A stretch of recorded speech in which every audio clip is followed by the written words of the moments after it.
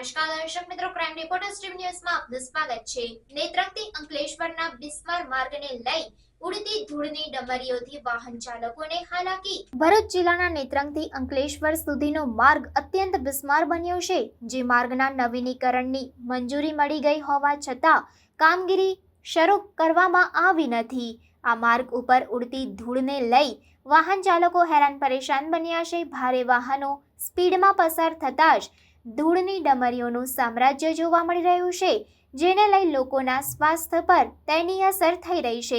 માર્ગ પર ધૂળ ઉડતા વિઝિબિલિટી પણ ઓછી થઈ રહી છે, જેના કારણે અકસ્માતની શક્યતા પણ નકારી શકાય એમ નથી। ત્યારે કોંગ્રેસ આગેવાન શેરખાન પઠાણ બિસ્માર માર્ગને લઈ મેદાને આવ્યા છે અને તાત્કાલિક આ બિસ્માર માર્ગનું સમારકામ કરવામાં આવે।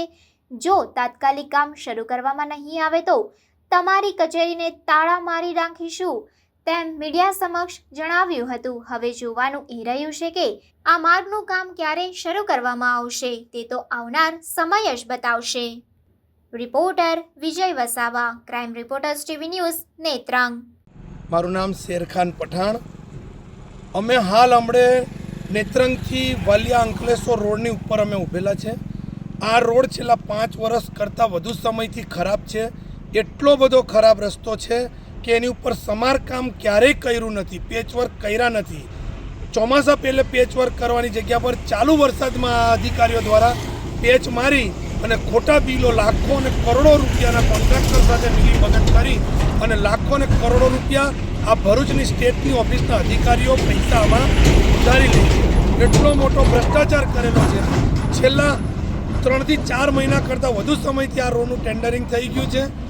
65 થી 66 કરોડ રૂપિયાનું આ ટેન્ડરિંગ થયું છે। આ રોડને નવીનીકરણ કરવા માટેનો કોન્ટ્રાક્ટર દ્વારા વર્ક ઓર્ડર મળી ગયો છે, હજુ સુધી ચાલુ કરવામાં આવ્યો નથી। એટલો બધો પુષ્કળ આ રોડ પર દળ ઉડે છે, એટલી બધી બીમારીઓ લોકોને ફેલાઈ રહી છે કે જેની વાત ન પૂછો। નેત્રંગથી વાલિયા અંકલેશ્વર આરટીઆઈ હોય, કોલેજ હોય, સ્કૂલો હોય, ઇમરજન્સી હોસ્પિટલમાં જતા લોકોને તકલીફો પડી રહી છે।